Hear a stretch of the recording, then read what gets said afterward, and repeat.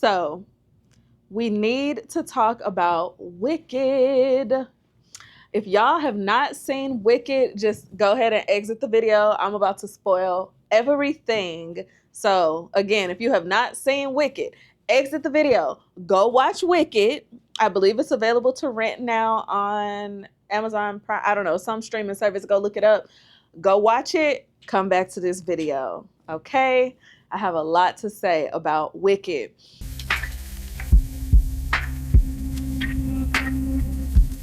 So, specifically, we are going to be talking about the parallels that Wicked has to just basically like our society.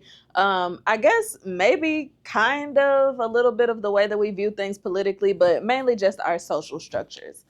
So I'm very excited. I've never been much of a musical person, but something just drew me to this movie. So I went to go see it recently. It did not disappoint.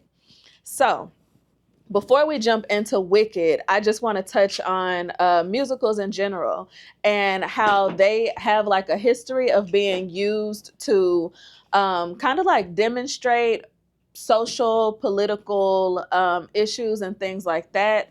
So that is a good point of musicals, even though, like I said, myself, I've never been much of like a musical girl. Love movies, but for a musical, it just really has to be something to draw me in. So again, speaking on the kind of how musicals are used to touch on a lot of social issues. Some of my favorites that I actually do like, I know some that are popular would be The Color Purple. I love West Side Story, and Rent is also a good one if you want to take a delve into some other musicals. But yeah, musicals for a long time throughout history have been using theater along with the emotional aspect of adding music to a production. Song and dance just adds a whole other dimension that I think is really cool to watch, of like the actors expressing themselves, the writers and everybody painting a picture that is like elevated to the next level, higher than just your regular movies. So that is a good point. Now, let's get into it. So for Wicked specifically, I have broken this down into 4 major points. Are you all right?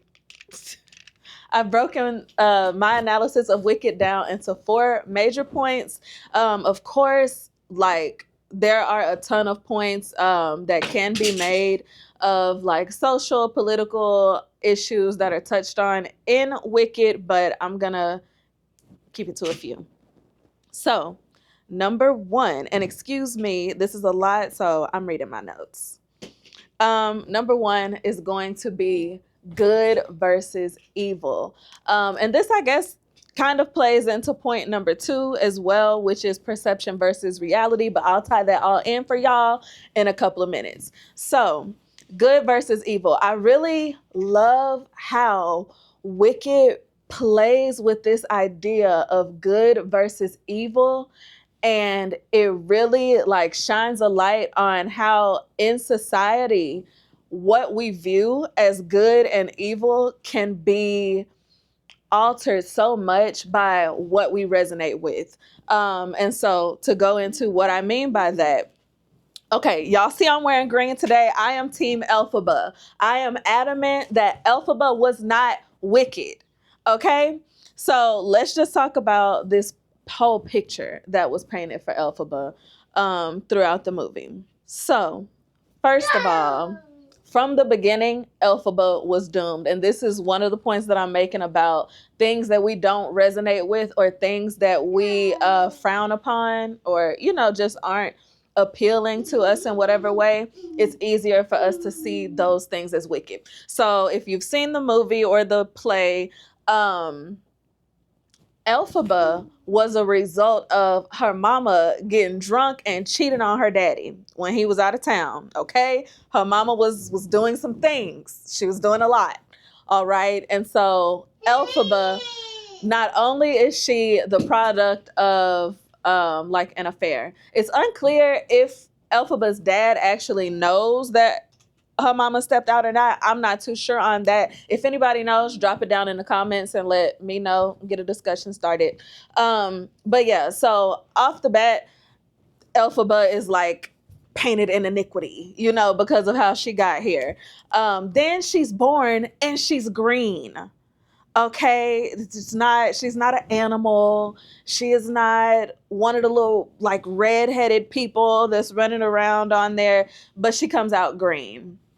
Okay, so she's green, and then immediately you could see that she had power. Like from the whole story of what happened when she was being born, it was clear, you know, she had powers that she couldn't control. So immediately for her daddy to see a green baby come out, it's doing weird things in the room when it's born, and then he may or may not have known that his wife was also cheating on him and that this was not his baby. So immediately it's easy for him to see her as somebody evil. Then you put on top of that, later on, she has her mom gets pregnant again. The daddy is like so concerned that this baby is going to be green too. So he forces the mama to take this herb that causes her sister to be paraplegic. And the mama ends up dying during childbirth. So again, so now the daddy is already like, this weird child of mine. She's not like us. She's green. She's strange. Now she killed my wife, and she's the reason that my precious, beautiful baby girl is paraplegic. You know, like it was a lot. So Elphaba is already kind of at a disadvantage, you know, of how the world in general views her. If it's a child that a parent can't really love, just imagine what she experienced going out into the world. So now Elphaba is the only one up until this point who has made anything magical happen. Well, her and Madame Morrible are the only ones who have actually made some magic happen. The problem is Elphaba is misunderstood and she doesn't understand her power. Okay, so a lot of times throughout the story, we see Elphaba do things out of passion and it's always coming from a good place, but it turns out bad. Like the situation in the courtyard where she was trying to protect her sister, ends up destroying the courtyard. You know, Madame Morrible comes down, lies, and saves her. All of that. She goes to see the wizard, and she thinks that she's helping the gorillas by turning them into birds, only for the gorillas to be in pain. She finds out that the wizard and Madame Morrible have this plan to take advantage of the gorillas and, you know, use them to like spy on the town people. It's a whole situation. But so Elphaba is different. She's highly powerful and she has passion and power that she doesn't understand and she can't control. So that is just a recipe for disaster. Like it was easy for the world to look at her and see someone who was evil, you know? Then just to kind of like paint a picture of contrast, we have Glinda, the good witch, on the other hand. Glinda didn't have any power, didn't have much going on upstairs, a couple little rocks rattling around, a lot of beautiful hair, and a nice wardrobe. That's what Glinda had to offer. She was the epitome of, how do I say, like, you ever see somebody who does something nice, but they are low key like looking over their shoulder, like, "Ooh, did y'all see that? Did y'all see how incredible I am? Did y'all see all these good deeds? Ooh, let me record myself giving $1,000 to this homeless person so the world can know how amazing I am." Like that's what Glinda gave, and that like from the jump, she just rubbed me the wrong way. Everybody was eating out of the palm of her hand, and again, we kind of do the same thing in society. That goes into pretty privilege. There's a debate, you know, I don't know why, but there's a debate on if pretty privilege is real or not. And this is a perfect example. Nobody was scrutinizing the little stuff that Glinda was doing. You see her do all these good deeds throughout the show, and a lot of them have some sort of selfish motivation, or is something that she's doing out of guilt. Um, Like, for example, she decides to give Elphaba this makeover. That was because she felt bad that Elphaba actually did something nice for her and put in a good word with Madame Morrible, to accept her and to learn the craft or whatever. Same thing with her setting up Elphaba's little sister with the dude with the, what was that guy's name? Baby, I don't even remember. The curly red-headed dude, SpongeBob. Her setting up Elphaba's little sister with that guy was purely selfish. She just wanted to get him out of her hair so that she could go be with the fine Fabio Fierro Fori, whatever his name was. Y'all knew who I'm talking about. The sexy man off of Bridgerton. That's who she wanted to be with. So again, to the world, it looked like she was doing this great thing, but it did not come from a place of good intentions. Where Elphaba, on the other hand, was always coming from the right place. It was just sometimes a little bit, I don't know if misguided is the right word, but things just weren't working in her favor. The odds were not stacked for her. And so, everything that she tried to do was easily turned into something bad. So, another thing on the good versus evil thing, sometimes we, like I mentioned before, a person who is more agreeable is easier for you to see them as a good person, or a good thing, if that makes sense. So Galinda, she seems like she's going with the flow. She's so helpful. She's so beautiful. She is just the epitome of what all these people in Oz want to be. Elphaba, on the other hand, she's questioning everything. She doesn't smile all the time. She's not wearing bright colors. She wants to wear her long witchy nails and her dark green everything and black and her ugly hat. Like, so being the outsider, or somebody who is not agreeable, being the person who is willing to take a stand, to be different and stand out, take up space in that way, it's not accepted a lot. It's not accepted when you don't look or behave like what society thinks that you should look and behave like. Okay. Next, we're going to move on to perception versus reality, which, I mean, kind of goes hand in hand with this good and evil conversation because of how it was shown in this movie. But again, I believe that plays a lot. If you just look at, for example, when celebrity court issues come or legal issues come up, they're rushing to the media because even though, like, the court of public opinion is not going to be the thing to ultimately make them guilty or innocent, perception does matter. You're going to be judged by a jury of your peers. The judge is going to have, somebody is going to have to listen to this and judge you. So you can clearly see how they understand how important perception is, how important it is to get that right narrative out there. They say that, like, oh, it's a jury, an unbiased jury, the judge is unbiased. But when something is so big as, for example, the Diddy case, you cannot tell me that y'all are about to find a juror somewhere who has not heard anything about this Diddy case. With the, it was just on the tip of my tongue. We could talk about Meg the Stallion because I can't think of the other person I just thought of, but Meg the Stallion, they're rushing out. Her and Tory trying to get their sides of the story out. Meg, look, I ain't gonna get into my opinion on that. Meg don't want anybody else to come out and say anything negative because perception matters a lot, and what side people are going to take. So whether Tory shot Meg, whether he didn't shoot Meg, the perception was that Meg was a whore. They got caught up between her best friend and a man. Meg was the slime ball. She was the one hopping from friend group to friend group. And she tried to take a black man down.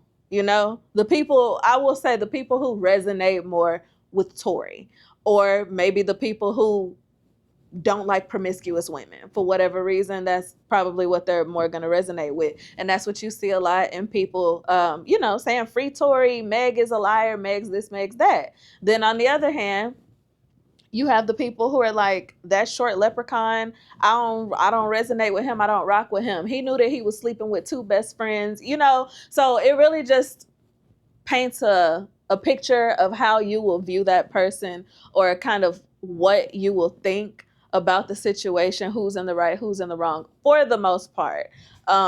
If we are just really being honest with ourselves, it does. So the way that we perceive a thing can really, really, really alter like the reality of it. I hope that makes sense. Um, so to kind of go more into that, sorry y'all, checking my notes. Three characters I want to touch on. Elphaba, like I said, she was perceived as weird, scary. She wasn't beautiful and sexy. The men didn't want her. She didn't smile. She wasn't agreeable. But in reality, she had the biggest heart of probably anybody that we have met so far. um Literally almost everything that she does is out of love and trying to help somebody else. But because of how people perceive her, in their mind, the reality is that Elphaba is evil. Then we'll touch on Galinda, who ends up being Glinda. So I'm gonna call her Galinda. She's beautiful. She's not smart, but she's agreeable. People perceive her as a good person because of how she looks, and how she portrays herself. So in their mind, that is the reality. Galinda is a good person, even though she turns on her girl Elphaba, tries to tell the town people that they were not even friends. See, that's where Galinda tore her britches with me. Okay, at first I was kind of riding with Galinda. I was caught up in that perception that I too resonate with. Um, but Galinda was low down. But I won't get too far into that. The wizard, he everybody wanted to go off to meet the wizard. They're told, oh, if you find favor with the wizard, he'll grant your heart's desire. He has all of this power because people perceive him to be somebody powerful. Only for Galinda and Elphaba to get there to meet the wizard and realize that he does not have any power. The only power that he has is the power of perception. And we see that a lot today, like in our society. Um, yeah, I believe I've covered that. Y'all know what I'm saying. Okay. Point 3, power and corruption. This point is self-explanatory. We see all the time in today's society, throughout history, power, like it seems like it always leads to something corrupt. It's like nobody can just have power and be like, cool, I got enough power, I'm good with this, I'm gonna do right by everybody. I'm just gonna use my power to spread joy, love, and happiness and money, wealth to the whole world. For some reason, the person in power always has to take it to the point of being corrupt. The wizard, um again, he was somebody who did not really have any power, but was perceived as someone who was powerful. So, of course, he's using that to his advantage. But guess what? That's not enough.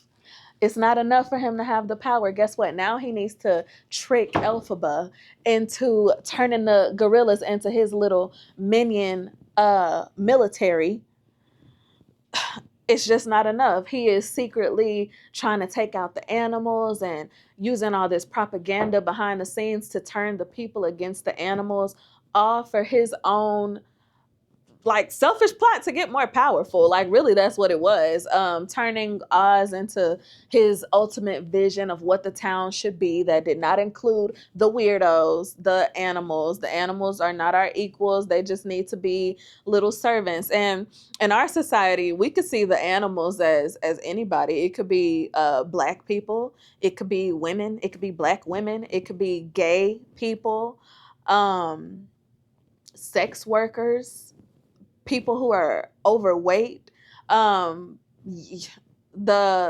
animals could be any group of people that is disenfranchised or treated differently, because they are not the same. They don't fit the status quo, or they don't fit into the plan of whoever these people are who are making the plans, whoever they are that everybody is always talking about.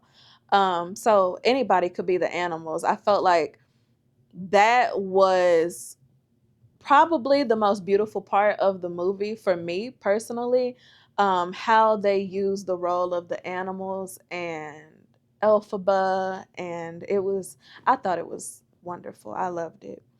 Um, so then, along with the battle of power and corruption, we also see Wicked touch on how ambition and that desire to have power can lead you down the wrong road. And then this might even touch on like a possible reason why power does eventually, or the hunger for power does eventually turn into corruption. Because to make it to having a certain point of power, you got to do some things. You're going to have to probably reevaluate your morals and what you believe is right and wrong, and what you are willing to do, what lines you're willing to cross to get to that point of power that you want to attain. So I feel like once you have compromised your morals time and time again, to keep doing it the next time, to keep doing it the next time is a small thing, until you get to the point where now all the gorillas are bird watchmen, and you're sitting out telling the town people that you didn't know Elpha. But no, I'm just joking. But no, we see that with Glinda and Madame Morrible at the wizard's mansion. As soon as Elphaba realizes that she did something bad by turning the gorillas, and she wants to stop it, the wizard turns on her. He hangs this over Glinda and Madame Morrible's head so that they will take his side and basically bury Elphaba. And Glinda was the most disappointing at this point. To me, Madame Morrible symbolizes like maybe not the president, but like a cabinet member. Somebody who has not attained the highest level of power, but they have already dipped their feet into that corruption pool. They already know they're going to have to do a little this, do a little that to get what they want. So Madame Morrible wasn't quite as disappointing, but Galinda, it was like, did you really love Elphaba? Like, uh I just, that was the point where I was like, you are trash, you're really a horrible person. Now in Galinda's defense, I do understand feeling like what you've worked for your whole life is going to be ruined. Sometimes you have to make a tough decision, maybe even because deep down Elphaba did not resonate with her either. Elphaba was not her picture of what would be considered good. It was, and then on top of that, the her desire to be this powerful witch, she really wanted to be the Grand Vizier. So with Elphaba out of the way and her having this great relationship, now she's gotten to meet the wizard. She's in with Madame Morrible. They have this kind of camaraderie against Elphaba. So that was, just even more motivation for Galinda to turn. And I don't know. You could look at it like she was very weak and wicked for turning on a friend like that when she knew the truth. Or you could look at it like Galinda was also a victim of the system as well, who had to make a choice. She had to do what was best for her. Not quite sure, because I've never seen The Wizard of Oz. Y'all don't at me, don't fight me in the comments. I've never seen The Wizard of Oz though, but I think the Wicked Witch dies at the end. So maybe Galinda is like, girl, you headed towards death and destruction, and I'm not going there with you. I don't even know you like that. And I mean, kind of get it, kind of don't, but that's just what it is. That's the reality, and we see it play out all the time in our everyday lives. So I thought that was very interesting. Last one I want to touch on, point number 4, social justice and activism.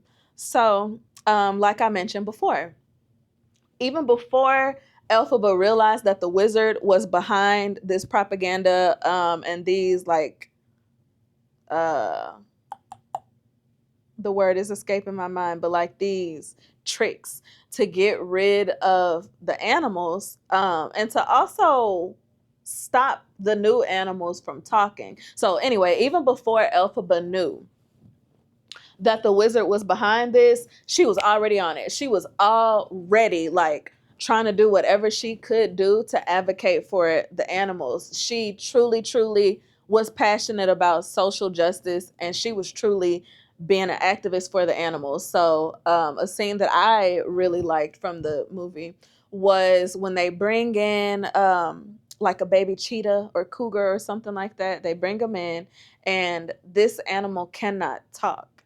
And they're saying something like, oh, if we, start them young, they won't be able to talk. Basically, like implying that they're about to do something to this animal. They're gonna, I don't even know if domesticate would be the word in this case. They're gonna de-domesticate them.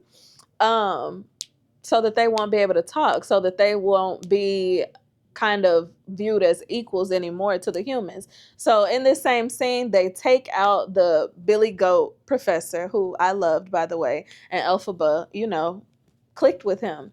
So they kick him out. They bring in this animal that they're trying to de-domesticate.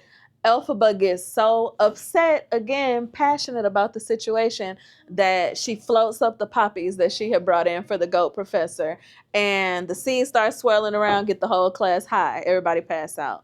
Elphaba sneaks to go send this animal back into the wild, and she has an unlikely companion coming with her. Gosh, hold on. Let me look at this prince's name. The cute guy from Wicked. What is his name? Fiyero. Okay, so she finds an unlikely accomplice in Fiyero. They go out, and to me, I can't wait for the next part of Wicked. I really, really, really, really, really, really, really hope that they expound more on Fiyero. I want to see his relationship with Elphaba, like develop, because they didn't show him when Galinda was the Grand Vizier at the beginning of Wicked 1. So, but anyways, I've digressed. So they go out together, and to me, again, that was another beautiful part of the movie, because it's a wonderful picture of how when you are truly doing something for the better good, you don't need everybody to see it. You don't need to know. You don't need to broadcast like, hey guys, in case y'all didn't know, I actually am a cool guy and I advocate for the animals. Yeah. I do a lot of things for the animals when no one's looking. So just know that, like, no, he didn't do that. He snuck on out, did his thing. Him and Elphaba did their thing. Nobody ever heard of it. But yeah, even up to the point when Elphaba goes to meet the wizard, she changes the gorilla because the wizard tells her that the gorilla has been crying, looking out the window like he longs to be a bird. He want to fly away. So Elphaba is like, I'm your girl. Let me help him. Immediately, she realizes that her activism had been used against her. Okay. So, now a couple of key points that I just want to touch on within this point is, and some things that we see that kind of parallel with today's society, is fake activism, which I already touched on a bit, doing it for the gram, doing it for a tax write-off, or doing it just to tell people that you did it, whatever that it is, whatever good deed that is. So I'm not going to go too much more into that. The next one is how even in today's society, we see people who are not actually a part of a certain group advocating for that group. And that is so important. You see the importance of it in Wicked, and it also resonates with how things are in the world. Usually, a group that is being oppressed in some sort of way or being treated unfairly in some sort of way, they are going to need the help of the people who are not being oppressed or who are not being disenfranchised, who are not a part of their group, to speak out in order to make real change. That's one of the things that like irritates me the most about our world, is a lot of times if something is not directly affecting a person, they don't want to talk about it, they don't want to be involved in it, they don't want anything to do with it. And I truly feel like the world could be a much more beautiful place if we had more empathy. And I know, especially somewhere like here where everybody has a gun, everybody who shouldn't have a gun does. It's a dangerous place, especially depending on who you are, wanting to step out and advocate for whoever this other group is. That can be dangerous. So like coming from that point of view, I get it. I just, man, that's one thing. I wish the world was a safer place in that regard for us to stand up for what's right. And the last thing I want to touch on is the consequences of standing up, being an activist, trying to stand for what's right in a society where it's not safe a lot of times to do that, especially if you are someone who is also an outsider, like Elphaba advocating for the animals. It just shows you like the consequences that come along with that.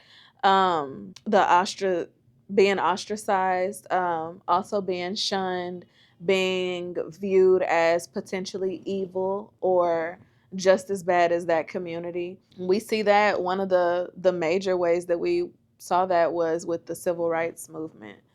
Um, you know, with our leaders being assassinated, just I don't need to go into the details of it. Civil rights movement. If you hear me mention civil rights movement and how standing up for what's right can have severely bad consequences sometimes, then I need you to exit this video and go Google, okay? And go to YouTube University, okay? Because we're not going to get into that. But yes, guys. So those are all my points. I so enjoyed Wicked. I was pleasantly surprised. I actually went to go see it in a rooftop movie theater recently. And it was so good that now that it's available to rent, I am seriously contemplating dropping another little $20 so I can watch it at home and just really dive up in there and dissect everything. Sing along with the music. Popular. So yeah, so I hope y'all enjoyed this podcast. Drop a comment below. Tell me your favorite musical that touches on political issues, or just a musical that you love, girl and guy. Leave a comment. Tell me what what parallels in our world and our society were there in Wicked that I did not touch on. Let me know your opinions. Let me know what you think about the 4 points that I made. Okay, y'all, before I go, I want to introduce y'all to this amazing brand, Arenzi by Grace. They make like outerwear, sweats, t-shirts, hats, beanies, things of that sort. Very, very high quality. I'm telling y'all, this shirt is thick, baby. She thick. This is premium fabric. Love it. Very comfortable, very soft. It washes well. Go check them out. We will leave a link in the bio. Tell them I sent you. And yeah, see y'all next time. Bye.